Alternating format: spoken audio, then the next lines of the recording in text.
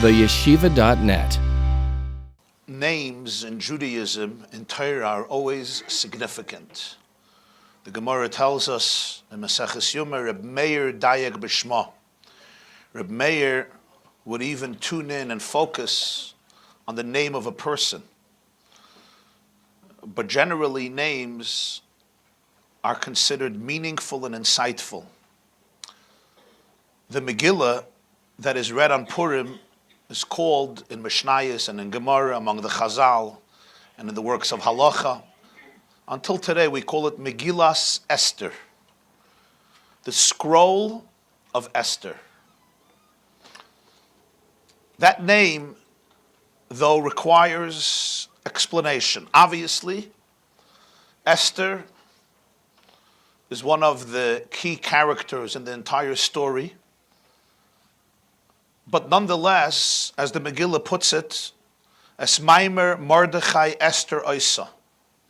Esther followed the instructions of Mordechai. When the Megillah introduces first the Jewish angle into the story of Achashverosh, it starts off, Ish Yehudi Haya B'Shushan Abiru Shmai Mordechai. There was a Jewish man, a Yehudi, who lived in Shushan Habir, in the capital of the Persian Empire, Ushmai Mordechai ben Yair ben Shimi ben Kish Ish Yemini. And then the Megillah continues saying how Mordechai nurtured and took Esther into his home. Since she was an orphan, she had no father, she had no mother. And therefore, when they took Esther to the palace, Mordechai felt personal responsibility for her. B'chol yoim v'yoim, every day Mordechai walked in the courtyard of the king to find out Ladas Shleim Esther, to inquire on the welfare of Esther. And generally, as the Megillah describes, Esther remained loyal to the instructions, the guidance, the mentorship of Mordechai, both before this event, before she was taken as a queen to the Persian king, and afterwards. Of course, it's Mordechai who is the one who notified Esther first about the evil edict against her people and pleaded with her to go speak to Achashverosh. And the way the Megillah sums it up is, Es Maimer Mordechai Esther Oisa, Kasher Tziva Aleha Mordechai. Esther was following the mentorship, the guidance of Mordechai. Thus, one would expect perhaps the Megillah to be called Megillas Mordechai, or Megillas Mordechai ve'Esther, the Megillah of Mordechai and Esther. Mordechai being such an instrumental part in the story as Esther was. Or maybe Megillas Esther or Mordechai, since it's Esther who was the actual queen. But that's not the name. The name of the Megillah is exclusively Megillas Esther. It's the story of Esther. Now, Chanukah, we have a Megillah. It's called Megillas Antiochus. It's called Megillas Antiochus. It's read till today, and it's not everywhere, but it's read in some communities on Chanukah, Megillas Antiochus. It just never made it into what's called Kisvei HaKodesh, one of the books of Tanakh. The Megillah of Purim you would expect maybe to be called Megillas Achashverosh. He was the one who was the king, maybe Megillas Haman v'Achashverosh. But you want to focus not on the Gentile enemies of the Jewish people, Haman or Achashverosh, those who brought the salvation. It could have been called Megillas Purim. It could have been given another name representing the miracle. It could have been called in the name of Mordechai, the name of the salvation of the Jewish people. Ultimately, the name that was chosen by Torah was, and the name employed by Chazal throughout all of the generations till today is, Megillas Esther. It's the book, the scroll of Esther. The Gemara in Megillah, Tractate Megillah, the tractate in Talmud dedicated to Purim, on page 7, Daf Zayin Amud Aleph 7a, tells the following story. Sholcha lahem Esther lechachamim. Esther, after the story of Purim, sent a message to the sages of the time, with a request. The request consisted of two words, Kov'uni l'doiris. Establish me for generations. What did she mean? Rashi explains. She asked them to take the events of Purim and turn it into a Yom Tov, turn it into a holiday. Let it become a day of thanksgiving, a day of gratitude, a day of celebration, a day of telling the story. And this was a message to the spiritual leaders of the Jewish people at the time, the Chachamim as they're known, the sages, the wise men, or sometimes we'll call them Chachmei HaSanhedrin, the sages of the Sanhedrin at that time. Klal Yisrael, the Jewish nation, was governed by a body of 71 members, which you might call the Jewish Supreme Court. We call them the Sanhedrin. Ordained by each one had to be ordained, person to person, all the way back to Moshe Rabbeinu. So there was a direct, unbroken link from Moshe Rabbeinu, which is what always gave Jewish tradition its vibrancy and its sense of intimacy and reality, because you can always point to the previous generation. There was an unbroken Messiah, an unbroken tradition. Moshe himself appointed 70 sages to work with him in Parshas Ba'aloischa. And then for each generation, one of these 71 had to ordain others, Yehoshua, and then throughout the generations, including in the days of Mordechai and Esther, which is the end of the 70 years of the Babylonian exile. The first temple was destroyed by Nebuchadnezzar, 586 before the Common Era, according to the general calendar. And approximately 7 decades later, when the Jews are in Iran, under the Persian Farsi Empire, which defeated the Babylonian Empire, where Nebuchadnezzar, the monarch, destroyed the first Beis HaMikdash, but 7 decades later, Babylonia was defeated. Babylonia, present-day Iraq, was defeated by Iran, by Achashverosh, who was now the Persian monarch. And in that era, there were also Sanhedrin. The chief, the leader, was Mordechai. You had personalities like Chagai, Schariah, Malachi, who are the last prophets of the Tanakh. People like Ezra, Nehemiah, Zerubbabel, who would be the people making the second aliyah from exile, from Babylonia back to Eretz Yisrael to rebuild the second Beis HaMikdash. Esther sends a message to all of these sages with a request. Kav'uni l'doros, establish my story as a timeless Jewish holiday. And you know what their response was? Absolutely not. Why? Why? Their words. Kina atmoi reres aleinu bein umais ha'olam. You will trigger, you will arouse the fires of anti-Semitism. You will fan the embers, you will fan the flames of Jew hatred. Kina atmoi reres aleinu. You will bring out jealousy, zealousness, negativity, and animosity among the nations of the world towards the Jewish people. It's better if Purim is hush, hush, hush. And as Rashi explains, what's this celebration going to be about? Haman hung. 10 children of Haman hung. All of the enemies of the Jewish people killed during the wars on the 13th day of Adar. Achashverosh appointing Mordechai as his prime minister. Mordechai yatsa b'levush malchus. La Yehudim ha'yisrael v'simcha v'sasan v'kar. What do we need it for? Kinat moireres aleinu. This is not the way. We're happy it happened. And now let's move on. Interesting response to Esther. And Esther responded back and said, you got it wrong. Haloi kvar ksuva ani b'sifrei malchei madayu paras. In their books, the whole story is written. They all know the story. Let at least the Jewish people know the story. They know the story. You're trying to hide from people you can't hide. They know everything. They're aware of everything. In your mind, they may not be aware, but they know everything. It's all written down. It's all transcribed in their chronicles. At least let the Jewish world understand the story. And then the Gemara continues. Esther asked them for something else. Kosvuni l'doros. Don't only celebrate Purim as a holiday. I want you to write down the story, and it will become part of the sacred, what we call canonized text of the Tanakh. And once again, they said, absolutely not. And their source was a verse from Mishlei, Shileishim v'loi ribeim, that the story of blotting out Amalek and Haman, a descendant of Amalek, is to be 3 times in the Tanakh. And the 3 are taken up, Parshas Beshalach, Parshas Kiseitze, which is Parshas Zachor, we just read the Shabbos before Purim, and finally Shmuel Aleph, Perik Tesvav, Shmuel 1, Samuel 1, chapter 15, the Haftarah of Parshas Zachor, the story of King Shaul HaMelech being commanded to go blot out Amalek, but he has compassion, he leaves the king alive, Agag alive.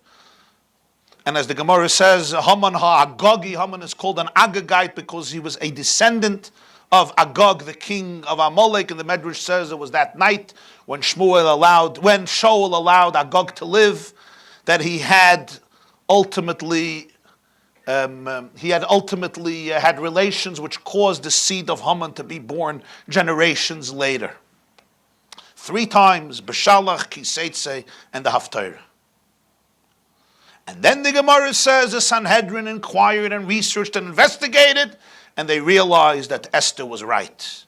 From the Psukim in Parshas Beshalach, Ksoiv Zois Zikaron B'Sefer, Ksoiv Zois Zikaron B'Sefer, that ultimately the Megillah, the story of Purim, should be written. And written doesn't only mean written physically, documented, but written means that the text becomes a sacred text.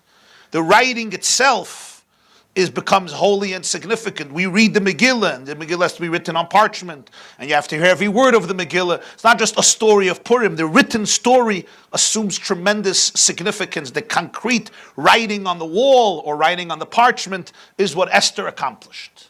Kosvuni l'doros, which would explain why the Megillah would be called Megillas Esther, because it's not just a story about her, it's also about other people.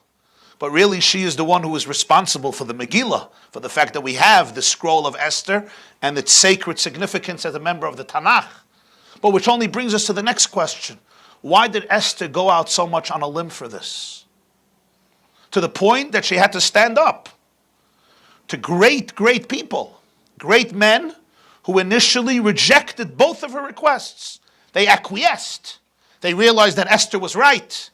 But why did Esther, from all people, feel so compelled to the point that she is the one who asked for the Megillah to happen? The fact that she asked for the Megillah to happen is because there's something about the Megillah that is uniquely connected to her. And that's why the name is Megillas Esther. Allow me to change the subject for a moment, but not completely.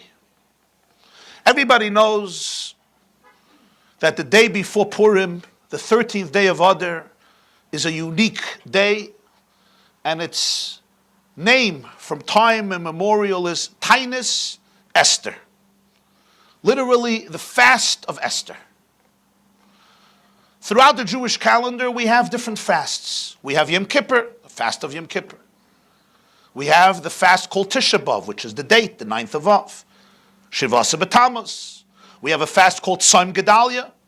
Day after Rosh Hashanah, it commemorates the assassination of a Jew named Gedalia, the son of Achikam, who was appointed by the Babylonian monarch before the Purim story to be the head of the Jewish community in Judea and Eretz Yisrael after the destruction. And his assassination was really a terrible blow and a new current in Jewish history. We, of course, have the other fasts, Asara B'Tevis, 10th of Tevis. This fast, which this year, like always, is a day before Purim, this year, Wednesday, tomorrow, is not called Taanis Yud Gimel Adar, consistent with the other fasts, Tisha B'Av, Shavasa B'Tammuz, or Shloisha Esrei B'Adar, Shloisha Asar B'Adar, 13th of Adar. It has a name, Taanis Esther, the fast of Esther. If every name is significant, as we mentioned before, Megillas Esther, let's think for a moment about the name Taanis Esther. Why is the fast given the name Taanis Esther? At first glance, most people who have read the Megillah will answer the question, and it seems like a no-brainer. When Mordechai begged Esther to go into her husband Achashverosh and plead with him for the Jewish people, Esther finally acquiesced and said, I will go. Uvechein avay ala melech asher lo chados. I will enter into the king, not according to the regulations and the laws. V'chasher avadati avadati. But before that, Esther tells Mordechai, Leich knoises kol haYehudim, go gather all the Jews. V'tsumu alai, I want you to fast. Don't eat and don't drink for 3 consecutive days, and I mean days of 24-hour periods, Laila v'yom. Gam ani v'na'aroisei atzum kein. We shall also fast. Me and the young women who help me, my assistants, will also fast. Vayhi bayom hashlishi, on the 3rd day, vatilbash Esther malchus. Esther dresses up in royalty and she enters into the king, jeopardizing her very life, as she told Mordechai, if he doesn't stretch out the golden scepter, I come out of this audience with a head shorter. Achas dosai lahamis. Esther thus is the one who initiated the fast. She is the one who told Mordechai, go gather all of the Jews, K'noises kol haYehudim, all the Jews hanimtzayim b'Shushan, all the Jews that we spoke last week at length, Leich Knois, hanimtzayim b'Shushan, the whole v'napichu, the transformation. So we understand who was the one who conceived of the fast. It was Esther. Mordechai had to implement it. He was the leader on the ground. Esther was in the palace. But it was her idea. She conceived the idea. She instructed Mordechai to do it, and he went and he did it. She also said, I am also going to fast. This would then explain why it's called Tainus Esther. It's really Esther's fast. It's her baby. It's her idea. She came up with it. We're fasting because of her. Yet, as many of the commentators explain, this is really a very problematic explanation. And I'll explain to you why. Who knows when this Fast of Esther, when did it happen? It happened on Pesach. It has nothing to do with the day before Purim. Let's remember the history. Haman chose through a lot the 13th day of Adar, as the designated day, Rachmana litzlan, for genocide. The day in which every Jew in the Persian Empire, which means every Jew, would be Chalila exterminated, lahashmid v'larigus, kol haYehudim minar v'ad zaken tavenoshim. Children, older people, men, women, every age, every stripe, every Jew conceivable on the face of the planet, who was under the provinces, under the governance of Achashverosh at the time because of the massive Persian Empire. You had no Jews yet in the United States of America. It's before Christopher Columbus. You had no Jews yet in Australia. You had no Jews yet in New Zealand. You had no Jews in Japan or China. The Jews were concentrated in the provinces, the 127 provinces under Achashverosh's rule, one day designated to murder each and every one of them. This is the 13th day of Adar designated. When was the decree signed? When did the king sign this edict? And the answer is, the Megillah says, on the 13th day of Nisan, which means 11 months earlier. So on the 13th day of Nisan, an edict came out from the king that in 11 months, exactly 11 months, 13th of Nisan to the 13th of Adar, you with me? The Jews should be exterminated on that day. Mordechai hears about the decree, and what happens? He rents his garments, he sends a message to the queen, to Esther. Esther was overwhelmed from trepidation when she hears this. She sends back the message, I can't go in without permission, I'll be killed. Mordechai responds and says, Revach v'hatzalah, this is your responsibility. Mi yodeim leis kazoisi gat l'malchus. Perhaps this is the reason you became the queen. Mi yodeim. Esther sends back a message, okay, go gather all the Jews and fast for 3 days. I will also fast. On the 3rd day, she goes into the king. When were these fast days? If the decree came out on the 13th of Nisan, so the fast days were the next 3 nights and days. So it was the 14th of Nisan, the 15th of Nisan, and the 16th of Nisan. Erev Pesach, the first day of Pesach and the second day of Pesach. Some of the sages argue that the fast actually happened right away that day, which means the fast was Yud Gimel Nisan, Yud Daled Nisan, and Tesvav Nisan. 2 days before Pesach and the first day of Pesach. To the point that Mordechai sent back a message, the Gemara says, how could we fast on Pesach? You're not allowed to fast on Pesach. On Pesach there's a mitzvah to eat matzah. On Pesach is a Yom Tov. We make Kiddush. We eat matzah. We have meals. There's a Seder of Pesach. Even though it was in exile, they couldn't bring a carbon Pesach. But there's still a biblical mitzvah to eat matzah on Pesach. The rabbinic mitzvah to drink 4 cups of wine. To eat when you recline. To eat maror, etc., etc. How can you suggest this? And Esther responds to Mordechai, Im ein Yisrael lamali Pesach. Without Jews, what are you going to do with your Pesach? There's no Pesach. If you're not going to have Jews in the world, there's no Pesach. Who's going to celebrate Pesach? Now we have to focus on saving the Jews. And that's why the Megillah continues, Vayavor Mordechai, which literally means Mordechai transgressed. Asks the Gemara, where did Mordechai transgress?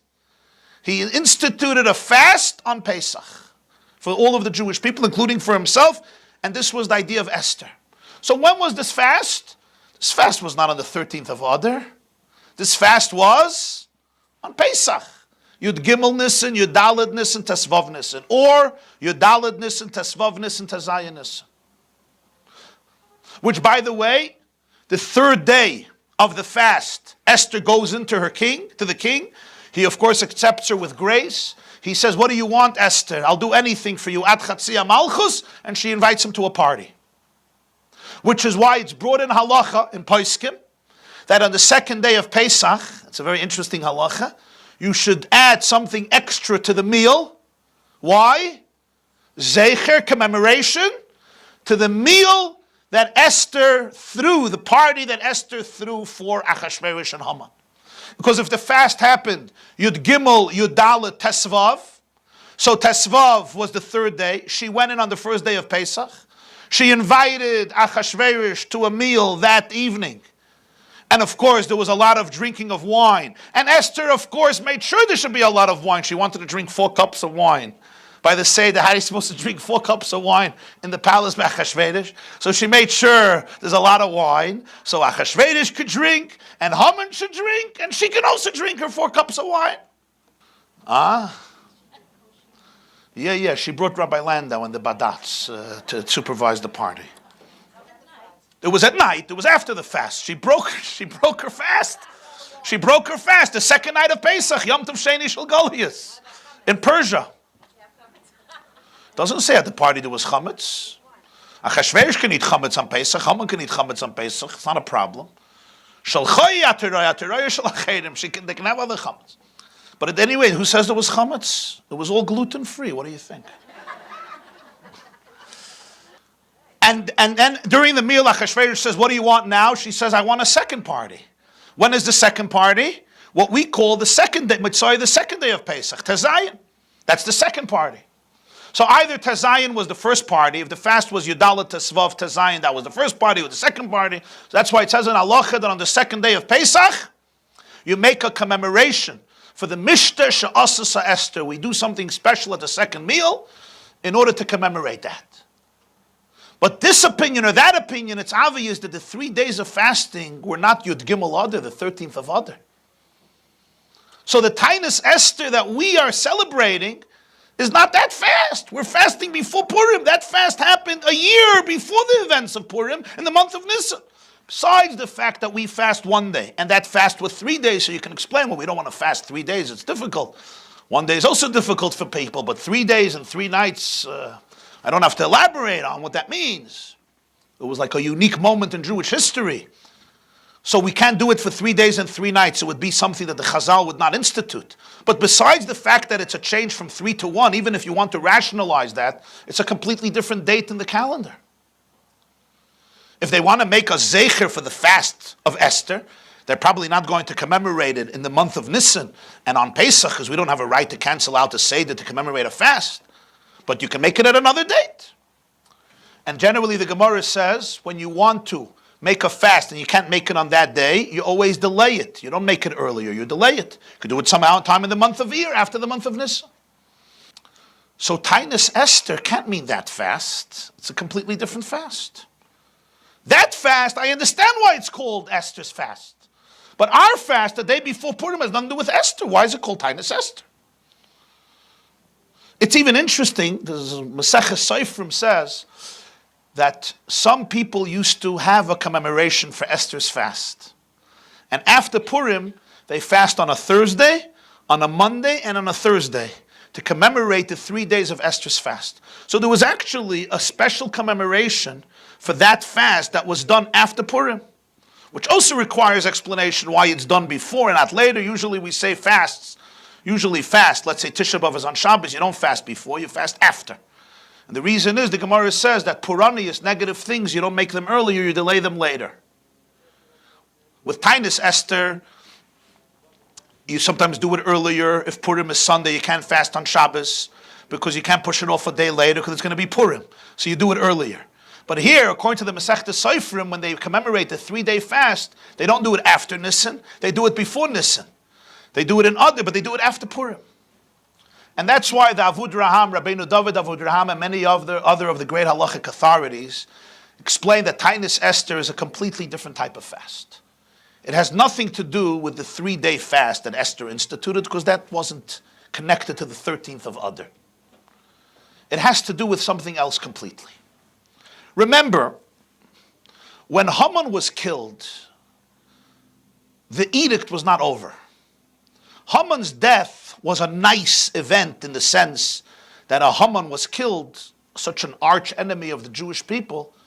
It was a cause for celebration, but not for ultimate celebration.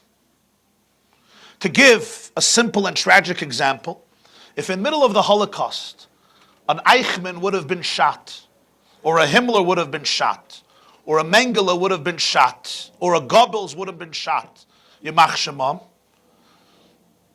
it wouldn't have altered the Holocaust. One of its key architects or implementers would have been eliminated. The edict was out. Haman's edict was out. On the 13th of Adar, every Jew should be exterminated. This was an edict of the king. Every man, woman, and child. Haman is gone, but the decree was there, which is why in chapter 8 of the Megillah, Vatoisef Esther, Esther comes back, Vatischanan lifnei HaMelech, she pleads before the king. She falls by his feet, Vatipel lifnei Raglav, and she begs him to cancel and obliterate the scheme of Haman Agagi. Lahaviris Ras Machsheves Haman Agagi. Why? Esther knew Haman is dead, but the decree is still there. And what's the response of the king? He says, I can't change the decree.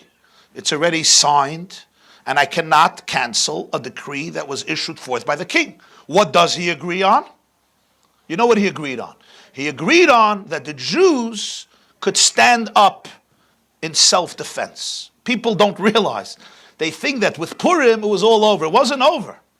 When Haman was hung for the next year, Jews had to prepare for war. Because on the 13th day of Adar, there was a royal edict to go kill Jews. What Achashverosh gave in, what he gave in to Esther, is he allowed the Jews to stand up against their enemies. You could kill back. You could defend yourself and kill back, which is what the Jews did on the 13th of Adar. So 11 months later, when the 13th of Adar came, it wasn't an easy day. It was a very serious day, because all the Amalekites and all the Jew haters rose to kill. This was their prerogative from the king. The difference was, over the year, with Mordechai as a prime minister, and Esther as a queen, and Achashverosh turned favorably to the Jewish people, so many people backed out. There was a general awe and respect for the Jewish people. The regime, the government, was not assisting anymore the Amalekites and the Jew haters with the murder, but the Jews still had to defend themselves. Says Davud Raham something very interesting based on our She'iltos, which is, we have a halacha in Tosefta, Maseches Tainis, when Jews went to war, a day when Jews went to war, they used to be Geyser Tainis. They used to make a fast on that day, because a Tainis is an Eis Ratzon.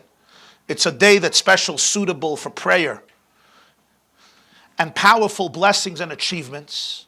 And therefore, when they went to war and they needed extra success, hatzlacha and bracha, success and blessings in their endeavor, they used to always issue forth a tainus. They would make a fast, to fast on that very day, to pray and fast that the war should, the victory should come, they should triumph over their enemies.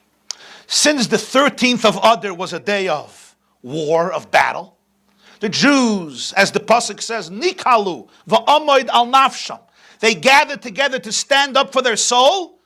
So it became a day of a fast. As the Gemara says, Yud Gimel Zman Kihila Lakoilhi. It was a time of gathering. What type of gathering? One of the interpretations is gathering for war. They had to prepare for battle. And another interpretation is they gathered also. Kihila, it was a time of gathering. It was a time of special prayer, special benedictions. And, as Davud Raham quotes from the Shiltos and the Tosefta, it would have been a Yom Tainus, a day of fasting. Oh, if that's the case, we understand why the 13th of Adar is a day of fasting. Because the day before Purim was a day when they fasted. Just like we commemorate the celebration, we also commemorate the serious moment before the celebration, the time of fasting, as Yud Gimel Adar was a day of war. And as the Megillah describes, on the 13th of Adar, they fought back the enemies who came to kill them, and they triumphed. And on the 14th of Adar, they could rest. Because now the day was over.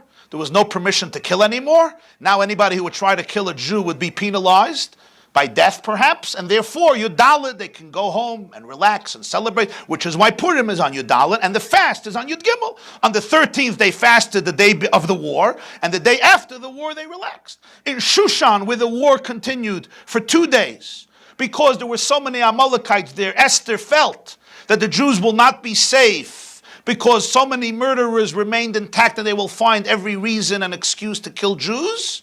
The king extended the right for self-defense another day, and they only rested when? On the 15th day. They only rested on the 15th day, therefore they celebrate Purim on the day 15, Shushan Purim.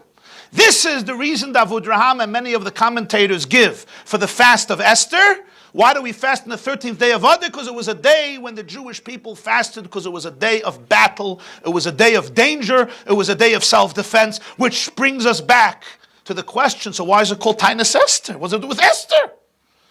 What does it have to do with Esther? It has to do, if it's the first interpretation which we refuted. I understand why it's Esther, because she initiated the plan, but we explained that it has nothing to do with that. That happened by Pesach. This is a fast the day before Purim. That's why it's today, Yud Gimel Adar. Why is it called Tainus Esther, the Fast of Esther? So some superficially will say, well, why not? Megillah Esther, Tainus Esther, Lashon Neufel Lashon. But it doesn't work that way, because Megillah says Tainus Esther are two separate creatures. And Megillah Esther has to do taka with Esther because she's the one who initiated the project of the Megillah, as we explained before. The Gemara says in Megillah. Tainus Esther has absolutely nothing to do with her. Nothing. The Jews had to gather together in battle. It was a day of prayer. It was a day of benediction. It was a Tainus. And because it was a Tainus, it's a day that you fast and you daven to Hashem and you ask Aneinu, Hashem, Aneinu, every single Jew. And yet, till today, the essential, the name of the day is Tainus Esther, the Fast of Esther. To fight, but the fast has nothing to do with her. She got the permission to fight, 100%. I'm going to share with you an insight, an answer that was given by the Lubavitcher Rebbe to this question. He said at Purim at a Fabrengen, at a gathering of Purim, and he said that a few days, I struggled with this question a few days, and he said, Purim is my eingefallen ateretz. On Purim, an answer came into my mind. And this was the answer that the Lubavitcher Rebbe gave. The same Tosefta in Maseches Tainus, and it's brought in Shulchan Aruch, Ohr Chaim, in the laws of fasts, Tovkuf, Siman Tovkuf Ayin Aleph, I think, which tells us that on a day of fasting, you have to make a fast, on a day of war, you make a fast day to increase prayers and benedictions because it's an Eis Ratzon and a fast day has a very special power. The same Tosefta says, who is supposed to fast? Not the people who go to war. Because the people who go to war need to be as strong as possible. To quote the words of the Chazal, they're not allowed to fast because they cannot allow shviras koicham. If they fast, it may cause l'shaber koicham. It may weaken their energy and their stamina and their vigor, and therefore they're not allowed to fast. They have to eat, they have to drink, they have to be as healthy as possible. Soldiers in war need to be fed well according to their capacity because they have to have all the strength they need according to Teva to win. So who is supposed to fast in a day of war? Those who stay behind the front lines.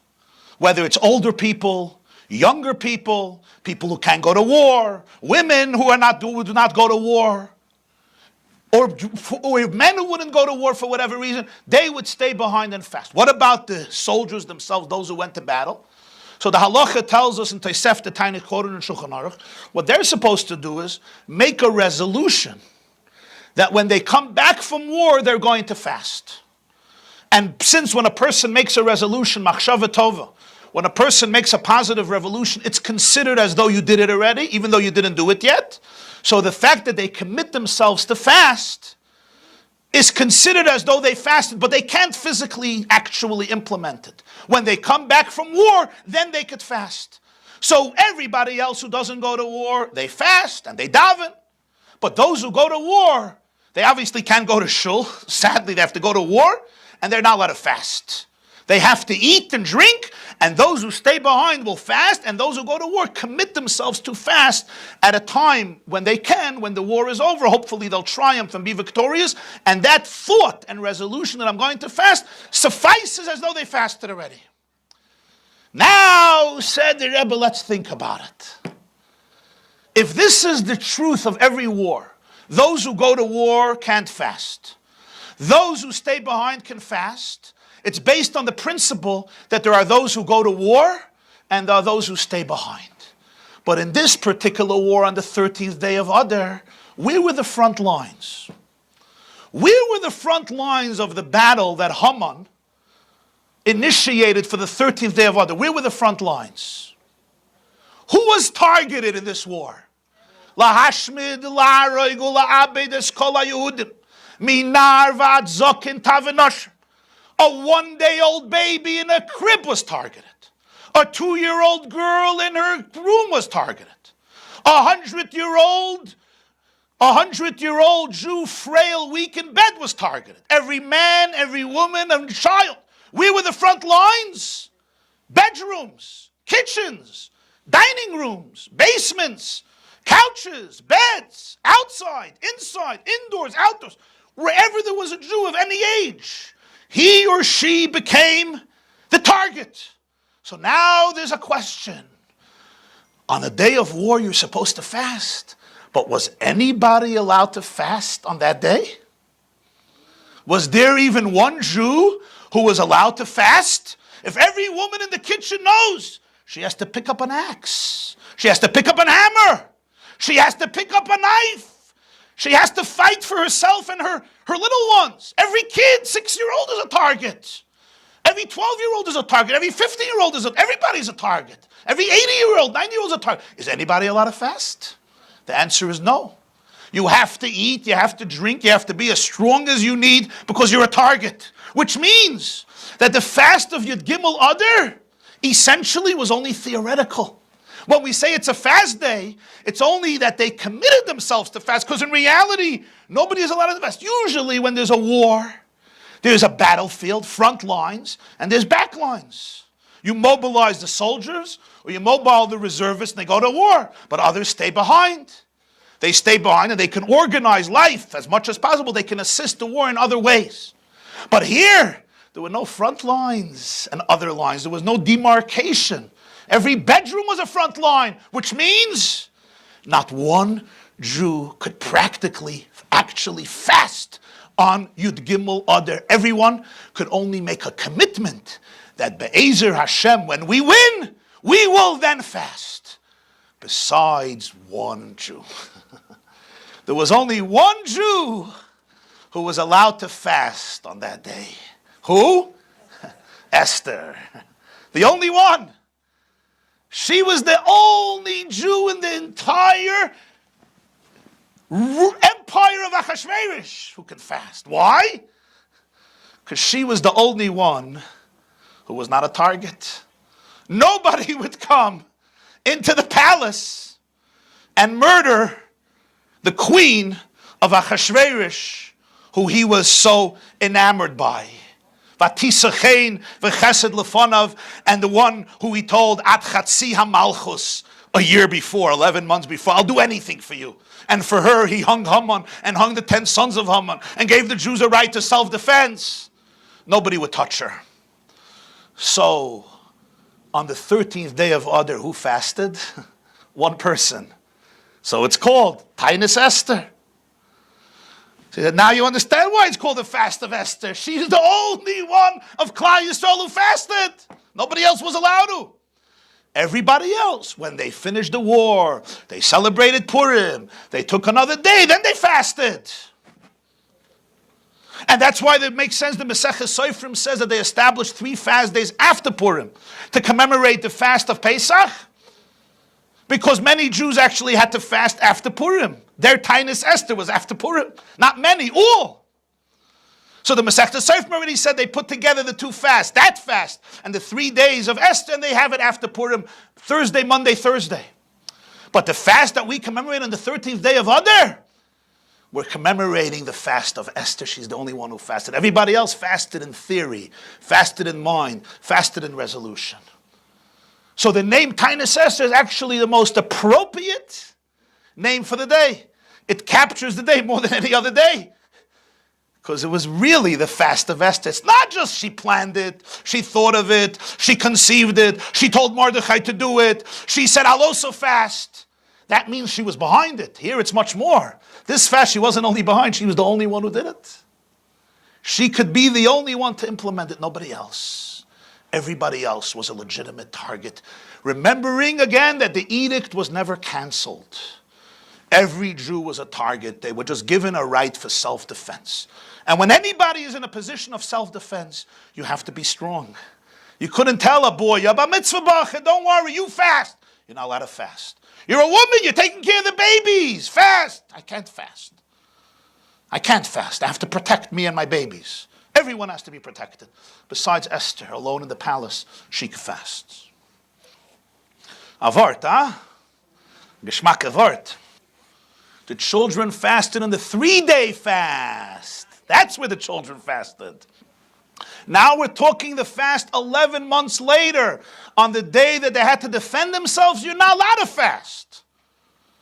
Anything that could compromise your full stamina and vigor, you're not allowed to engage in, because pikuach nefesh trumps everything. So therefore to say don't drink a cup of water, you have to drink a cup of water. You have to drink a cup of water. It's very hard to battle when a person is starving and especially thirsty and dehydrated, etc. They have to drink, even if they don't have to eat a lot, but they have to drink, because if it can even minimize their strength a little bit, they're not allowed to. But Esther didn't have anything to worry. Nobody was attacking her. So she in her palace could fast alone. Which now brings us to the next level. To the next step, the next phase. It is in this very insight that we could begin to appreciate the distinction between Mordechai, all of the other Jewish people, and Esther. And I think the best way to describe it is, somebody once asked me a question, and it made me think. This person told me, it was a woman, said to me, I have a hard time celebrating Purim. I thought she would tell me because of the Shalach Manas nightmare. The pressure and stress that people put on themselves with the types of Shalach Manas. I said, why? You know, Shalach Manas you can give to one friend. You can give an orange and a hamantash. You don't have to stress yourself out. You want to give to a few friends, gewaldig.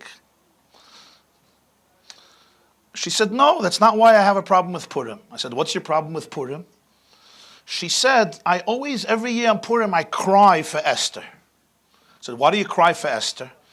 She says, the war is over. Everybody goes home. Where does Esther go? She's stuck with Achashverosh. Yeneglik. Everybody is drinking and partying, meloif, megate, mishalach manas, matanas lavyoinim, and she's stuck with Achashverosh, a shikir goy from Persia, an inebriated monarch. He said, what a tragedy. What a sad story. I cry for Esther every year. It was an interesting observation. But her question is also her answer. The question gives us insight into Esther. And this is the key difference between Mordechai and all the Jews versus Esther. Indeed, Mordechai was Esther's parent in many ways. Mentor, guide, relative. He took her in after she was orphaned from her father and mother. According to some opinions in Chazal, they even got married. Vahila labas, al tikra labas, ela labayis. Not only a daughter initially, but also ultimately a life's partner. Which is why when Esther had to go into the king without permission, she says to Mordechai, V'chasher avadati, avadati, and we read it with the tune of Eicha. V'chasher avadati, avadati. Why is this such a sad moment in the Megillah? What does Esther mean? So Rashi explains something very, very, very, very sensitive. And Rashi says that till this point, every time Esther was together with Achashverosh, it was against her will. She had no choice. Vatilokach Esther el HaMelech. She was taken to the king. This would be the first time she would initiate a relationship. The first time. Every other time, she remained passive. She did what she did, and her life was saved. But she remained passive. This is the first time, as Rashi says, Tchila ba'oines achshav b'rotzeh. It's the first time she is initiating a relationship, which would of course mean that she could not go back to Mordechai afterwards. Because since it wouldn't be by coercion, it would be willingly and voluntarily, v'chasher avadati, avadati. She wouldn't be able to go back to Mordechai. It would also mean that she's not only forfeiting physical sacrifices, she's forfeiting a spiritual gift. She's forfeiting, as you would say, not only something in this world, but something very precious to her soul. V'chasher avadati avadati. Esther is the one who goes into the palace, who stays in the palace, who lives in the palace, and who influences Achashverosh from within the palace. This is a completely different experience than Mordechai. And now we have to ask ourselves this question. If there was a Jewish woman, a graduate from Sarah Schneer's Beis Yaakov she founded Beis Yaakov in 1917 or 1918 in Krakow, and within a few years the movement blossomed. It was quite a historic phenomenon to have schools for girls in the turn of the 20th century. And a valedictorian graduate of a Beis Yaakov in Krakow or in Lodz in 1938 would be summoned to the Berghof, to the residence of Adolf Hitler Yamach Shemai in Bavaria. And she would know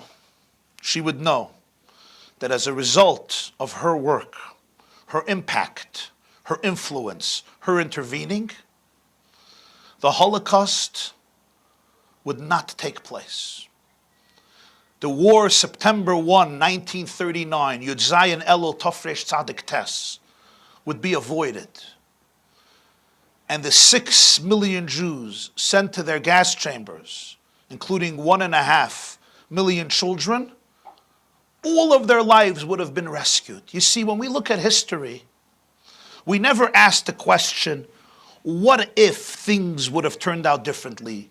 All of history is a focus of what happened, not what might have happened.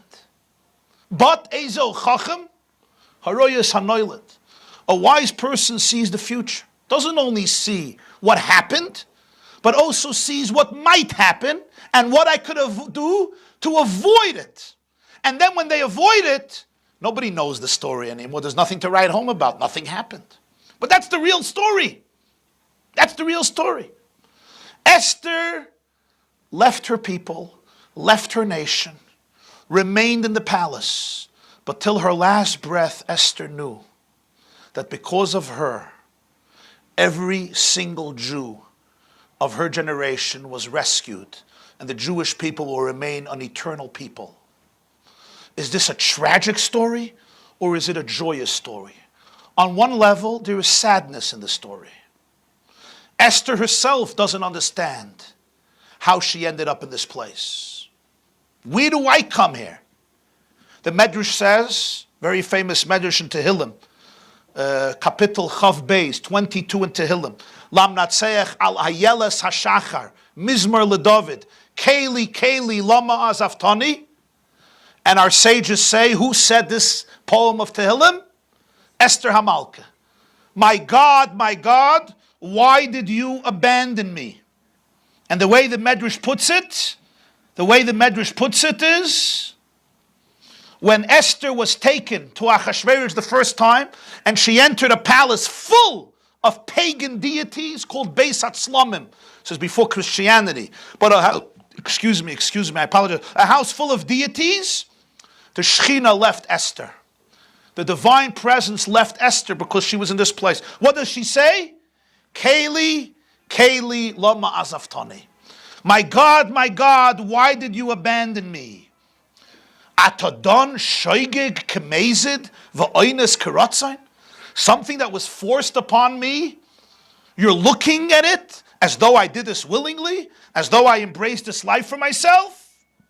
And the Medrash continues. The first day, she said Keli. The second day, she said Keli.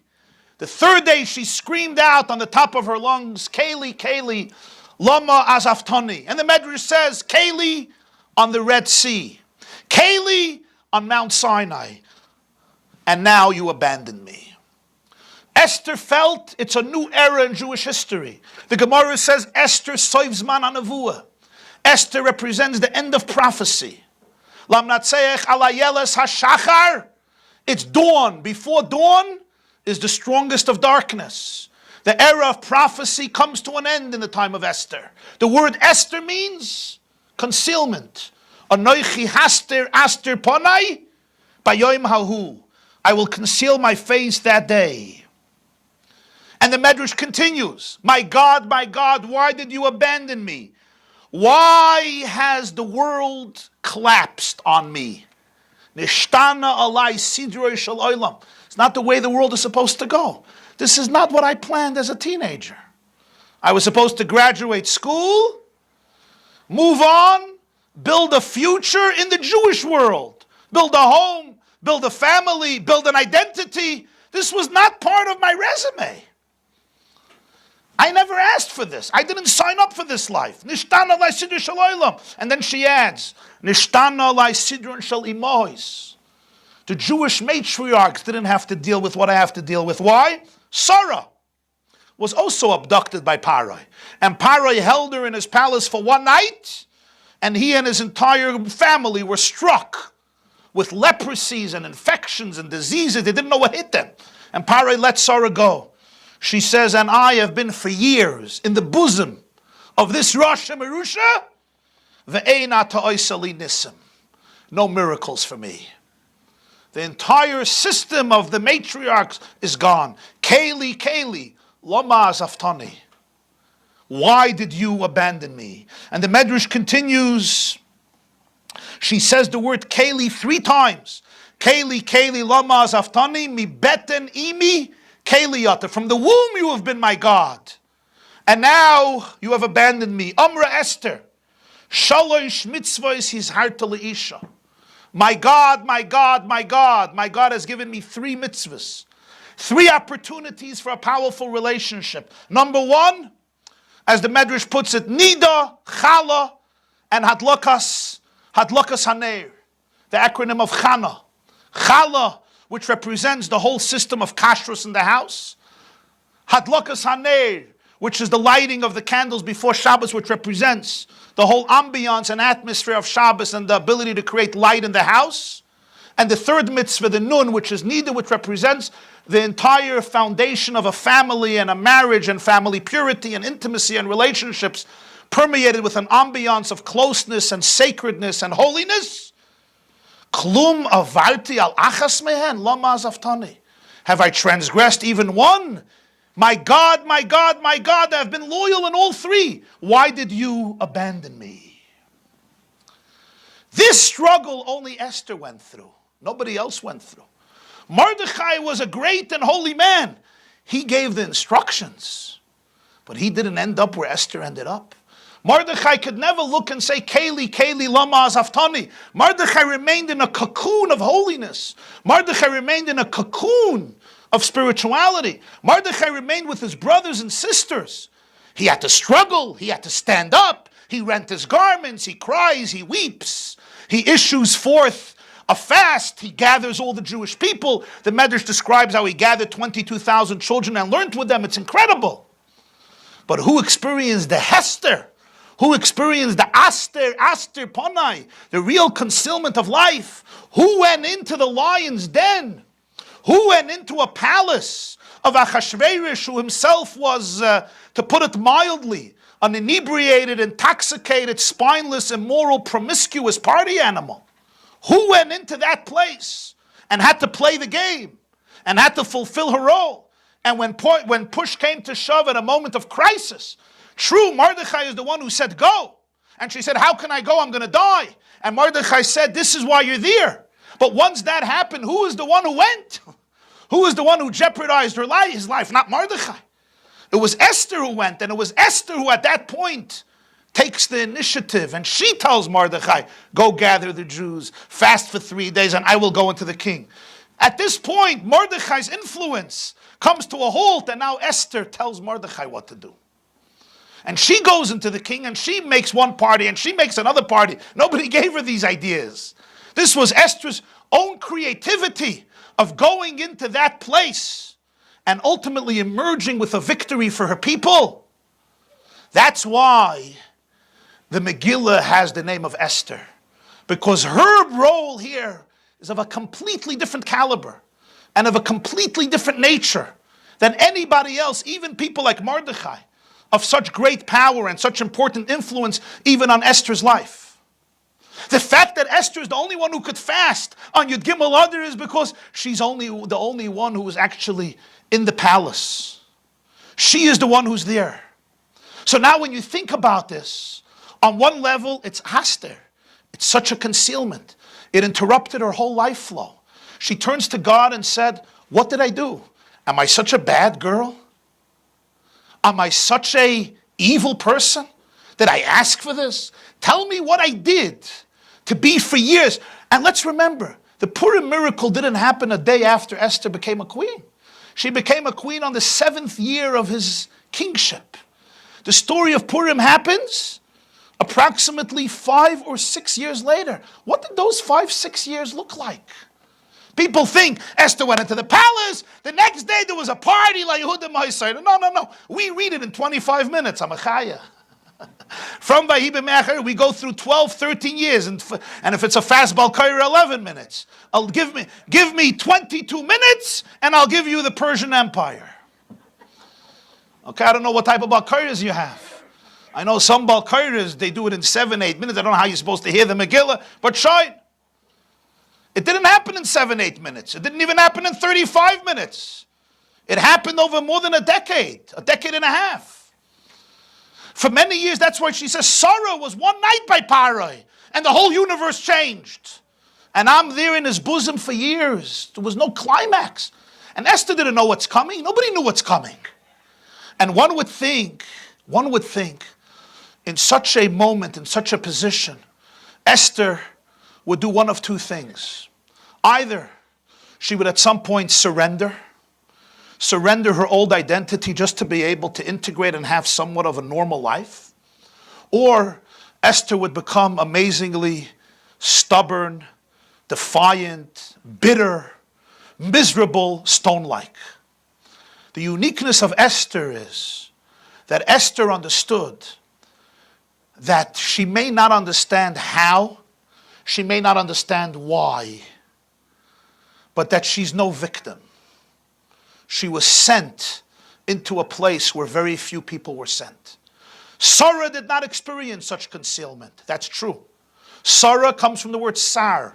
Sar means, Sarah, a princess, a leader. The word Sar comes from the word Shrara. Shrara means leadership, rulership. Sarah comes from the word Sarah, like Yaakov, Yisrael, Ki Sarisim Elikim V'Manashe Batuchal. Esther is the word concealment. Who has a baby and names them concealment.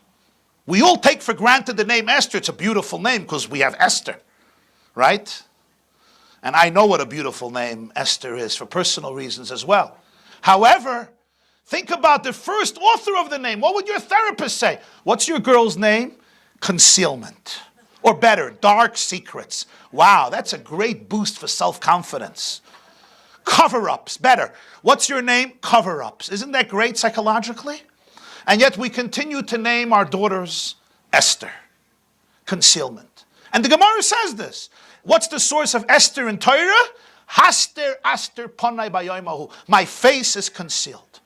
Because that is the whole beauty and the power of Esther.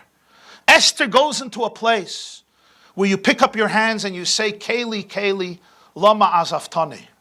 Why did you abandon me? I feel abandoned. The course of my life, the trajectory of my life is completely off balance. This was not part of it. I'm a broad person, but this was not part of it. Right? As Tevye says, God, I know we're the chosen people, but can't you choose somebody else once in a while? Or as Elie Wiesel used to say, chosen, but not always for benefits. So Esther says, maybe for somebody else. This is a great privilege. Keli, Keli, lama zaftani, with all the explanations in the Medrash. And yet, what Esther knows at this moment is she's talking to God. She calls him my God. My God, my God, why did you abandon me?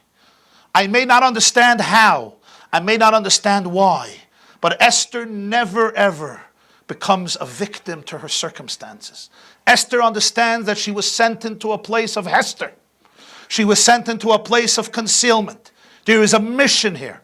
There is a divine mission here, a divine opportunity. And therefore every moment she remains open.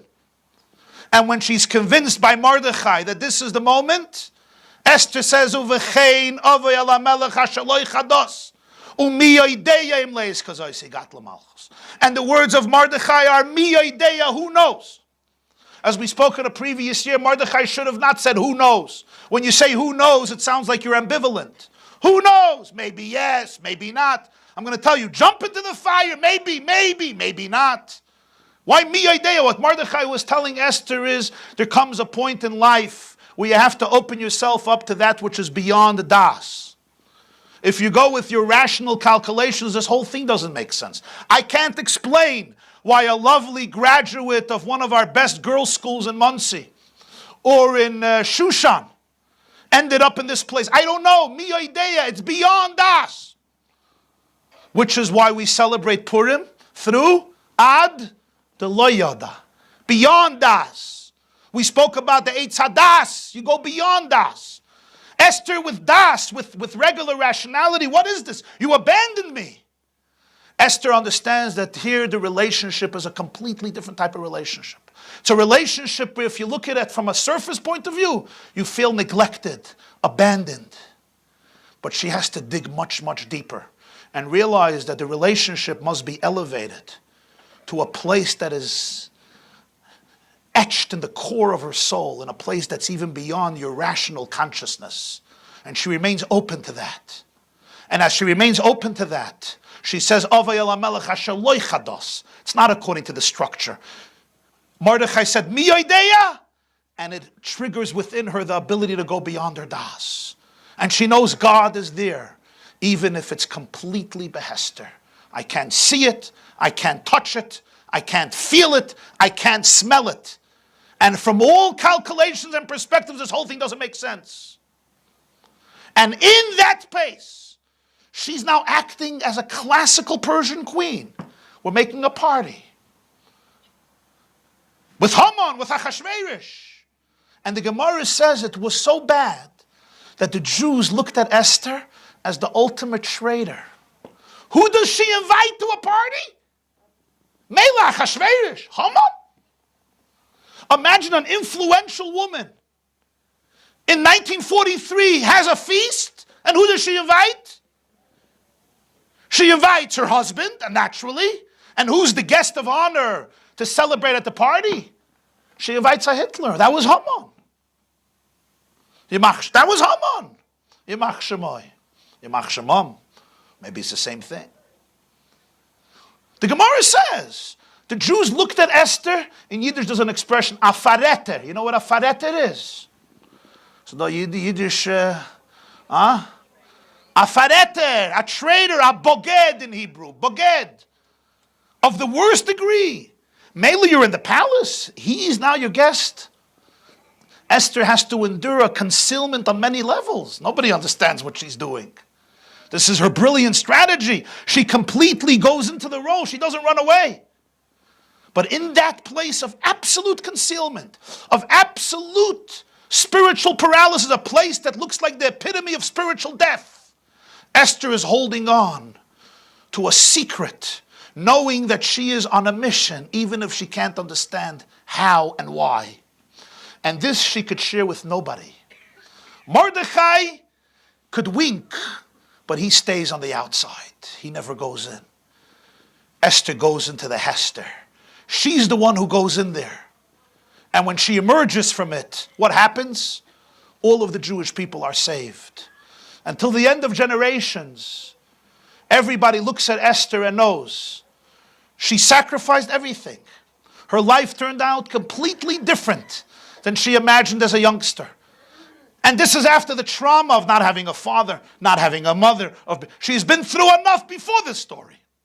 It was almost like trauma after trauma after trauma. And yet, in that place, in Esther,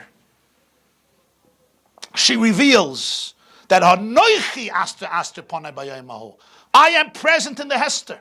You're never ever a victim to any darkness. You were sent into the darkest places to be able to bring a unique light to the world. And when Esther breathed her last breath, and she looked at her life, what could she tell herself? She could tell herself that because of her, every single Jew in the Persian Empire has survived. Not only for that generation, but today, 2,600 years later, we could sit here in a tent in 2019, Erev Tainis Esther, Tovshanai Tes, because of the one woman.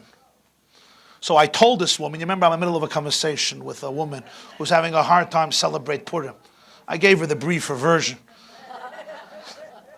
I told her, I understand what you're saying, and I can't really answer your question, but I just want to give you another perspective.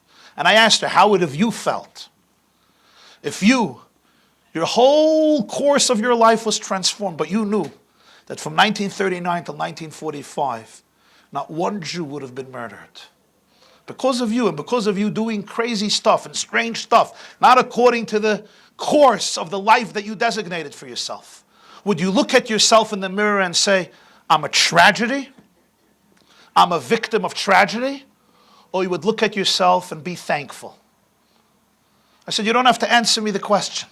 And this doesn't mean that Esther didn't have a pocket of sadness over certain opportunities that other people had that she did not have. That may be. It may be true. But at the end of the day, when Esther looks at herself, what does she see? She sees a person literally who saved the entire Jewish world in a story that we would have never known what it looked like because Esther avoided it. So when Purim is over, Esther comes to the Chachamim and she says, Kavuni l'doros, I want you to establish this day as a holiday. They say, nah, anti-Semitism. Esther says, don't talk to me about anti-Semitism. I have been there. They know everything about the Jews. Let the Jews know about the Jews. The only one who thinks that Jews are normal are Jews. The only state that thinks it's a regular state is Israel. Nobody else thinks that Israel is a regular country. Everybody knows Israel is different. The Jewish people are different. The Jews, Redden Zechain, that with cosmetic surgery, psychologically, will be able to out-Gentile the Gentiles.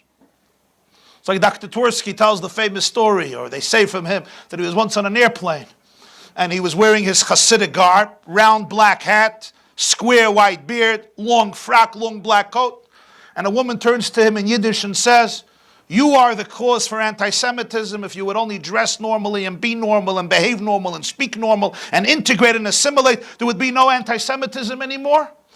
And Dr. Twersky, in a perfect Oxford English, asks the Yiddish-speaking woman, what language are you communicating in? I fail to comprehend the verbiage of your dialect. What language are you conversing in? She says, Yiddish. He says, oh, that's so sweet, but I don't really understand you because I am Amish. And she looks at him and she says, wow, I love the Amish. And he says, why? And she says, because you're a minority, but you maintain your heritage with such dignity and pride. I really respect you. Kudos to the Amish. And now it's his turn to respond in Yiddish. And he says, aha, ich wollte gewesen Amish. Hast du mich lieb? Jetzt, dass ich bin a Yid. Schämst du sich mit mir? If I would have been Amish, you'd love me. Now that I'm Jewish, I'm one of your own, you're embarrassed by me. I bless you to be able to appreciate in your own people that which you can appreciate in other people. So Esther is here saying a message that reverberates to this very day. Jews are always blaming anti-Semitism. If we would only be different, be normal, have longer noses, shorter noses, more money, less money, more assimilated, more integrated, more compromises, they would love us. Esther says, you're reading the map wrong. You don't know what's going on. Let Jews understand what happened. But that's not enough for Esther. Esther wants kasvuni l'dayros. The Megillah should be written. At first glance, you could say, why does Esther need it so much? Why does Esther need it so much? At the surface, when you say Esther wants to be famous, she wants that for the rest of our lives, we should all read about Esther, Esther, Esther. Esther's life was a very different life. The reason Esther wanted it written down is because Esther wanted to teach the Jewish people two major lessons, many major lessons, but two of the major lessons is this. Number one, she wanted to teach every Jewish woman and every Jewish girl for the remainder of history that they should understand that they have the ability to change the world. And they have the ability to impact their entire people. And they have the ability to transform situations from darkness into light. Sometimes a person looks at themselves and underestimates who they are. Esther wants kasvuni l'dayros, write a document that people, a woman and a girl should understand what type of light she can have on the world, what type of impact she can have in the world, and what type of influence and transformation v'napechu she can create to the point that she could save single-handedly the entire Jewish people. That's why Esther wanted to be written down. She wanted a Jewish woman to understand what potential, what creativity, what atomic, spiritual, nuclear power and energy lay in her neshama, lay in her soul. But Esther wanted her to understand, her and us to understand one more thing. And that is, that sometimes when a person looks at life, and all they can see is haster, aster, cover-ups, concealments, confusion, uncertainty. And sometimes a person is thrown into a place they didn't ask for, they didn't expect it, and all they can say is, Kayli, Kayli, lama zaftani, why did you abandon me? Why did you neglect me? People sometimes end up in circumstances, physical or emotional or psychological or physical or spiritual, and all they can say is, lama zaftani, if you're my God, why did you abandon me? And people often say the same words. Chala, I did. Nida, I did. Advocasaner, I did. I'm a fine person. Nishtana alai sidroi shaloilam. The world collapsed on me. Sometimes people face situations in the past or in the present of such adversity, of such incomprehensible pain and trauma, that they feel they ended up literally in Beis Hatzlamim, and the Shekhinah is gone. There's no glimmer of hope. I'm abducted, and it's not even by choice. I didn't choose this, I didn't want this. And to the point that the Chazal say, it's Hester. To the point that in the whole Megillah you won't find God's name mentioned even once. Strange phenomenon. It's a Sefer of Tanakh.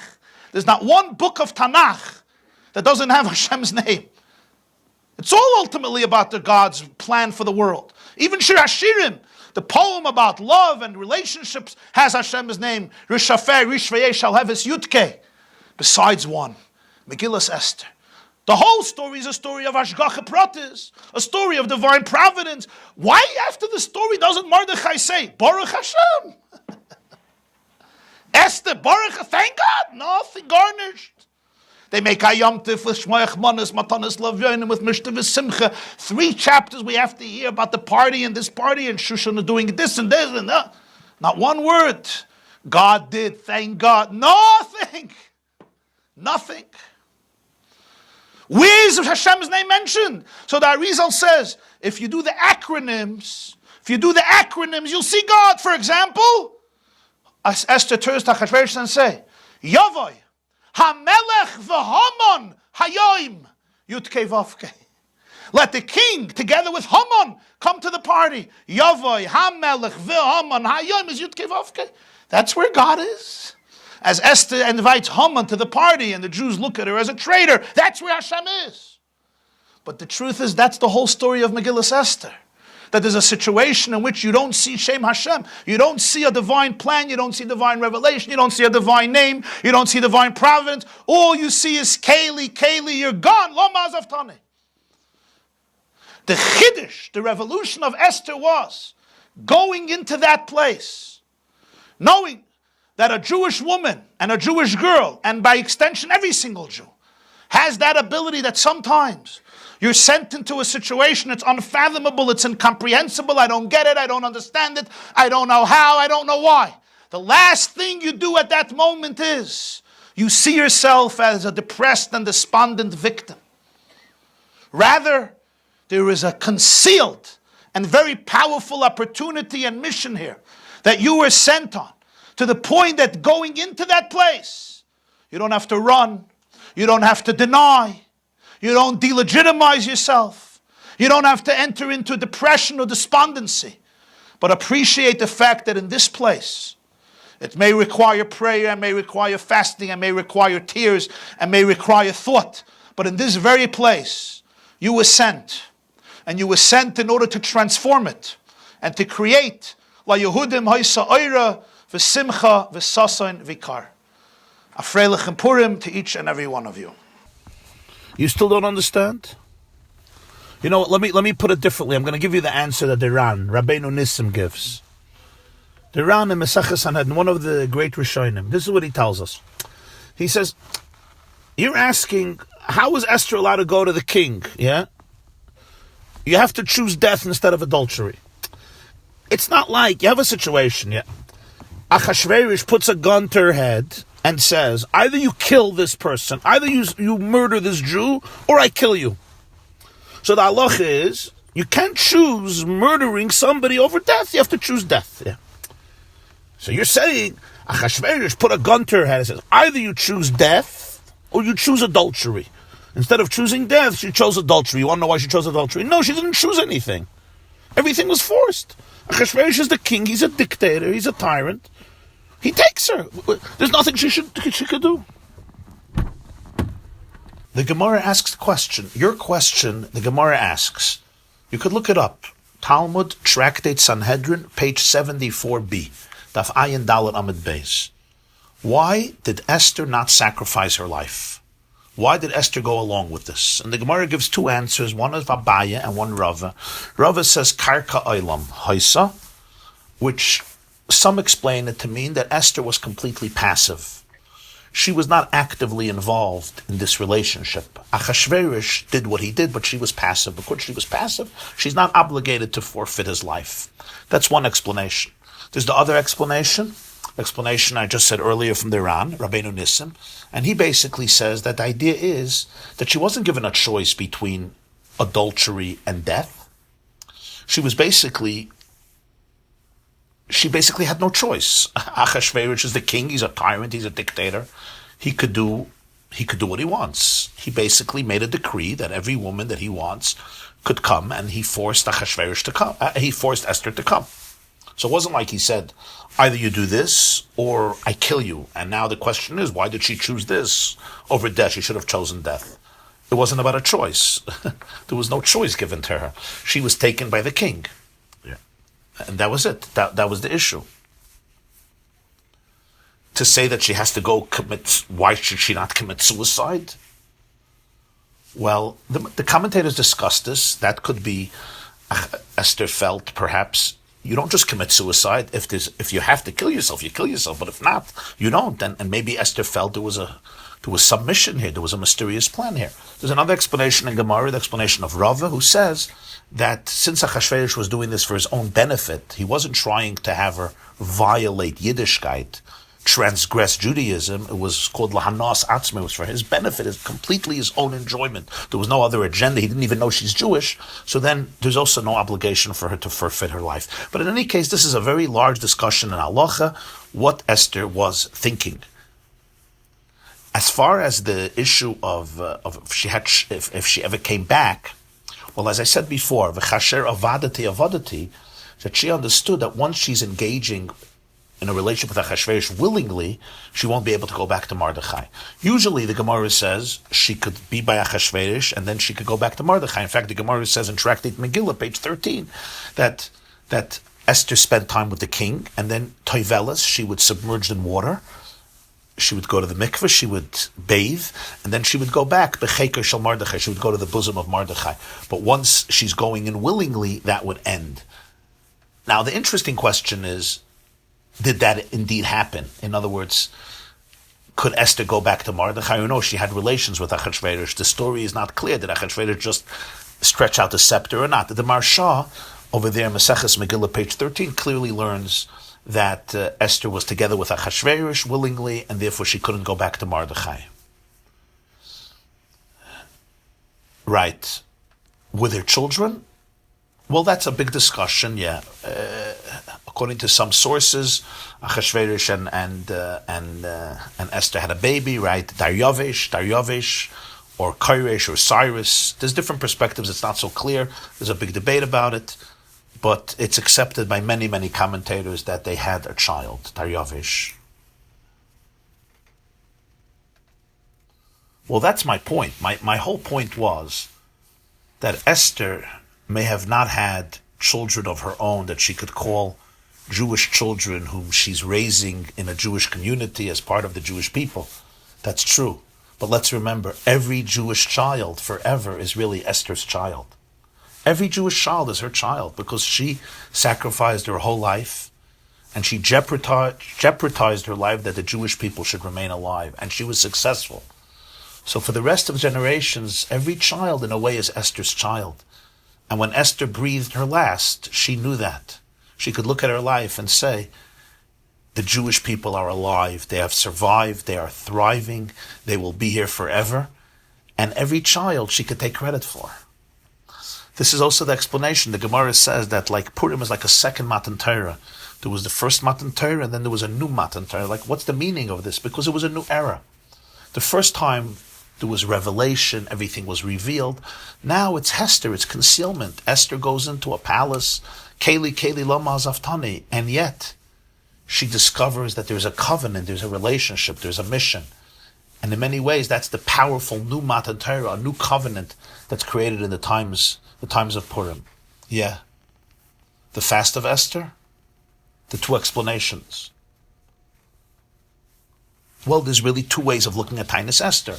One explanation is that we fast because of the 3 days that Esther said we should fast.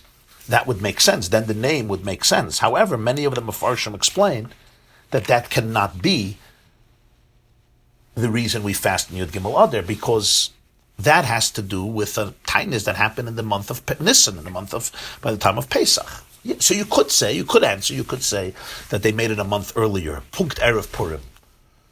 But as I said, the Avud Raham, Rabbeinu David Avud Raham, in his tefillos, he has a siddur, in his seder of tefillos and Tainius, he explains and he says that it's not connected to that. It's not connected to the fast of Esther, which happened on Pesach, where they fasted for 3 days. This is also discussed in the Beis Yosef. The Beis Yosef discusses this. The Bach discusses this. This is in Tur, Ohr Chaim, in Siman Tov Reish Pei Vav. This is discussed at length. And the point that all of these great halacha commentators make is that the reason we fast in Yud Gimel Adar is because on that day it was Nikhalu va'amod al nafsham. The Jewish people gathered to beseech Hashem for their victory because they had to fight a war of self-defense. And they made a tainus. They had to make a tainus because when we go to war, we make a tainus. And this says clearly in Medrash. There's a Medrash Tanchuma in Parshas Bereshis chapter Gimel. You could look it up, Medrash Tanchuma. It says that they decreed a fast on Yud Gimel Adar. I mentioned also the She'iltas. The She'iltas comes from the Gaonim, from Rabbi Chai Gaon, and the She'iltas, chapter 67, Samach Zayin, Rabbi Chai Gaon says that they made a fast on the 13th day of Adar. Yes, in fact, the She'iltos even tells us that this fast continued even during the time of the Beis HaMikdash. It's fascinating. During the time of the Beis HaMikdash, the second Beis HaMikdash, they used to fast on Yud Gimel Adar because in the time of Esther, they made a fast on that day. It's fascinating, yeah. Which is a gewaldige chiddush, because it means that it was not instituted later. It was instituted much earlier. As I mentioned, the Gemara in Megillah, Dav Beis, says that Yud Gimel Adar is man kehila lakoil. It's a time for the gathering of Klal Yisrael. So one interpretation is they gathered to war. They gathered to battle. Nikalu, they mobilized for battle. But another explanation, and Tosfos Rabbeinu Tam says, no, they gathered together. It was a day of tiniest, of prayer, of slichos, of fasting, of beseeching Hashem to be victorious. And yet it's called Tainus Esther, the Fast of Esther, when apparently it's not really connected to Esther. I mean, Esther is the one who got permission from Achashverosh that the Jews should be able to fight the wars, but ultimately this fast has nothing to do with Esther. It has to do with Klal Yisrael, who came together to fast, because that's what we do. We fast on a day of war in order to beseech Hashem, and that's why we say slichos, and we give tzedakah, and we daven to Hashem for success. So this was the big chiddush, that based on the Tosefta and Tainus, right? I mentioned Tosefta and Tainus in chapter 2, and the Shulchan Aruch, Ohr Chaim Shul, Tov Kuf Ayin Aleph, I think, that those who actually have to fight and go to war, they're not allowed to fast. Shaloi l'shaber koicham. They don't want to weaken their vigor and their stamina. And therefore, since every single Jew had to defend himself or herself, so therefore nobody was allowed to fast on Yud Gimel Adar. It was always, by everybody, it was only a commitment. It was potential. It was theoretical. It was not actual. Besides one Jew or one Jewess, and that is Esther, who was allowed to fast. Do you understand that? Yeah. So this is a big discussion in the Acharayim and the Rishonim. Why exactly do we fast? No. Well, the question is, why is it called Tainus Esther? Why is it called Tainus Esther, the Fast of Esther? Yeah. Listen. It's very interesting, because if you look. Why was Esther protected? Well, it says it in the Megillah. In chapter 4, Mordechai tells Esther, Al tedami benafshech lihimalet beis hamelech mikol haYehudim. Don't think you're going to escape to the palace and you will avoid the fate of all of the Jewish people. In other words, what is Mordechai clearly saying? That if Esther remains in the palace, she will not be targeted. She will remain alive, and she may think, let me stay in the palace, I'm going to stay alive. So Mordechai said, no, if you remain silent, the Jewish people are going to be saved anyway. But what do we see here clearly from Mordechai's words? That in the palace was a place of refuge. Nobody's walking into the palace and murdering Esther. That means Esther did not have to defend herself on Yud Gimel Adar, so therefore she was the one who fasted. So this is a gewaldige chiddush, because that means that on the actual day of Yud Gimel Adar, the Jewish people davened for victory, but who was allowed to fast? And who can actually spend the day in prayer and in fasting? Only one Jew, Esther. She represented the whole Klal Yisrael as the Yom Kehillah, where all the other Jews could only fast after Purim, after they came back from war and they celebrated. Then they could make up and compensate for their resolution on the day of war, and they can actually fast. Right. This class is brought to you by theyeshiva.net. Please help us continue the classes. Make even a small contribution at www.theyeshiva.net/donate.